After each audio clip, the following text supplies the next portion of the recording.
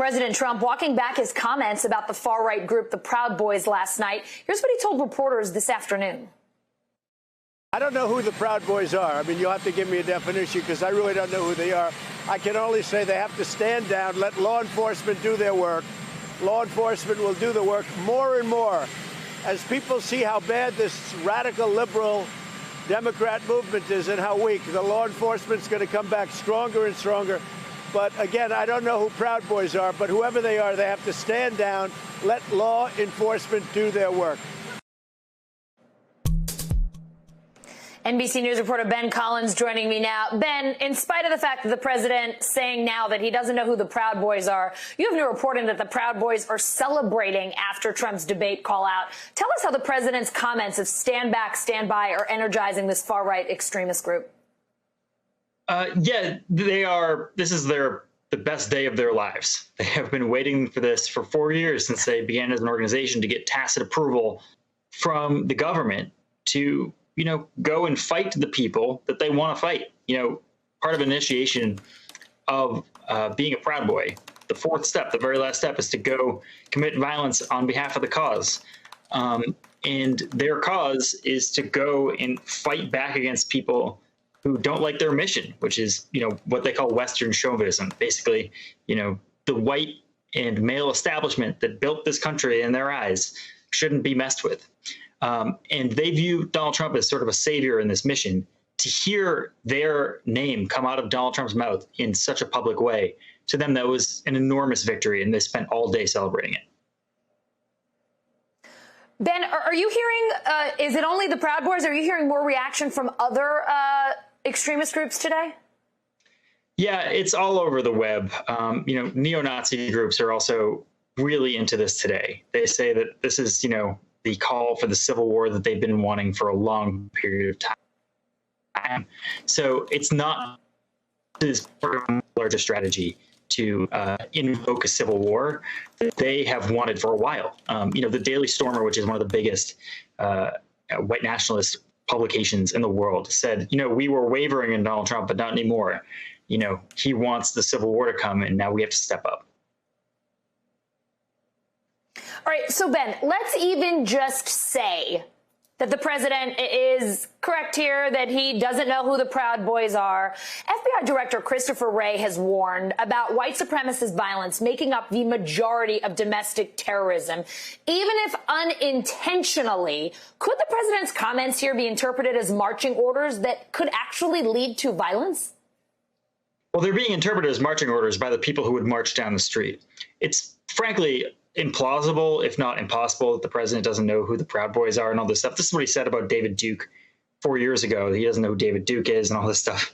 It's just not really possible. It's also a national security issue. The #1 domestic terror problem in this country over the last 3 years, in terms of just sheer numbers, in terms of murder and damage and violence done, that's from white nationalists. This is a national security issue if you don't know one of the leading organizations that's affiliated with this movement and trying to coalesce all of these other militias as part of the white nationalist movement, too. That's what they've been doing when they've been going to these protests in places like Portland and Kenosha. They've been trying to sort of bring them all together so they can fight back about people that they believe to be Antifa. So, if he doesn't know who the Proud Boys are, that's kind of incredible. That is a tremendous national security failure on behalf of the president. All right, you said Antifa. I want to play an exchange from the debate last night on Antifa.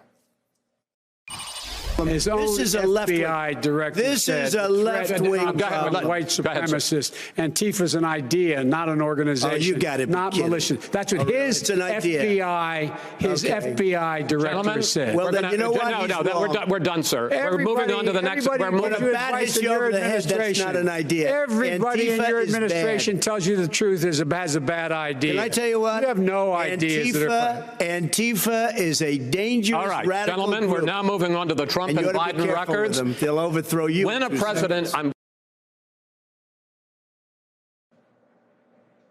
Ben, hard to make out a lot of that, but the president calling Antifa a dangerous radical group. Is Antifa that dangerous radical group President Trump says it is? How can you explain this for our viewers who might be a little bit confused, not just by all the talking over each other?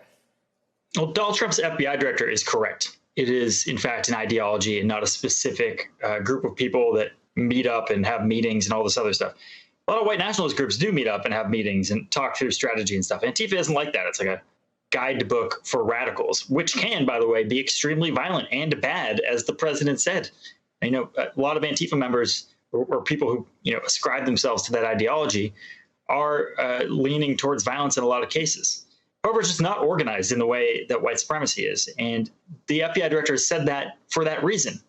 This is a burgeoning threat where people are organizing on the internet, using the tools of the internet, using algorithms to target more people that they believe can be part of their movement and expand it from there.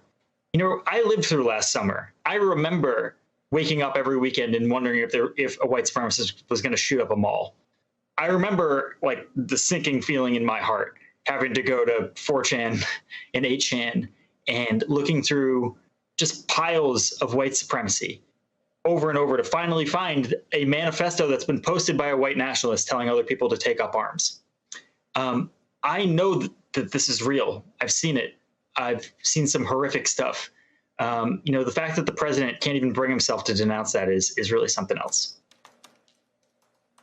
Yeah, Ben, I know you look at this stuff. Dystopia is your beat. You are looking at this all day long. No easy job. Thank you so much for coming on today to talk to us and help clear up the conversation from last night. Appreciate it.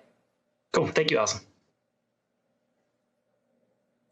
President Trump's words last night show a total disregard for people who aren't like him. That's what some voters in Minneapolis are saying today, a city rocked by the killing of George Floyd this spring. What did you make of the talk of Minneapolis? I thought it was despicable, really. He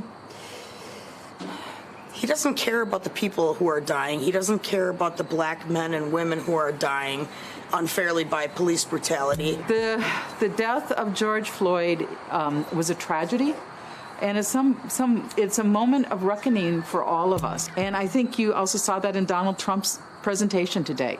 Total disregard for people who are not of his tribe. Trump didn't want to have a conversation about race, and he did what he always does. He deflected and he attacked somebody else. NBC News reporter Shaquille Brewster joining us now from Minneapolis. Shaq, George Floyd's death still weighing so heavily on folks there. What else are voters telling you today about the president's message on race and on law and order? You're right, Allison. It is still weighing very heavily, and that's why we came back to Minnesota. Minnesota is not only a state that President Trump is trying to make a battleground state, it's a place that he's visiting and having campaign events in even today, but it's a state where the George Floyd killing, the police killing back in May, that really sparked the social justice movement that you saw go through our country throughout the summer. And, you drive around Minneapolis, you still see tributes and memorials for George Floyd. You still see the destruction from the violence of some of the protests and riots after his death. And you still, this summer, you look back at the data, there was an uptick in violence here in Minneapolis. And we knew that one of the topics of last night's debate was going to be race and violence in our city. So we wanted to talk to people here about what was going to be said and their reactions to what we heard on the debate stage. I'll tell you, while you heard some of that reaction, I went to a socially distant outdoor watch party, and that's the sound that you just played. You heard that reaction to what the president had to say, but you also heard deep frustration and really shock about his unwillingness to condemn white supremacy. I know he walked it back since then, but on the debate stage, when he had that large national audience, the president did not condemn white supremacy. Voters here did not like that. Listen to what they told me just today. The streets have to be safe, but is this the guy that's going to make it safe for us? I don't believe that. We know what his version of law and order means. I'm more interested in law and order that serves every person, not just those that have the wealthy and the well-connected, but some of those folks that look like me and a shade browner. That moment, I got deeply emotional. Tears were forming.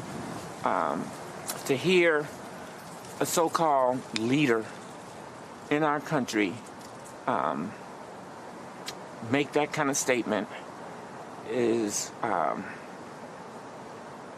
quite frankly, is devastating. And people made clear to me it's not that they don't believe in law and order. They believe in law and order with justice. They want an acknowledgement of the pain people feel here in the community like Minneapolis. Allison? All right, Shaq Brewster, in a very rainy Minnesota today, thank you so much. It just started. Hey, NBC News fans, thanks for checking out our YouTube channel. Subscribe by clicking on that button down here and click on any of the videos over here to watch the latest interviews, show highlights, and digital exclusives. Thanks for watching.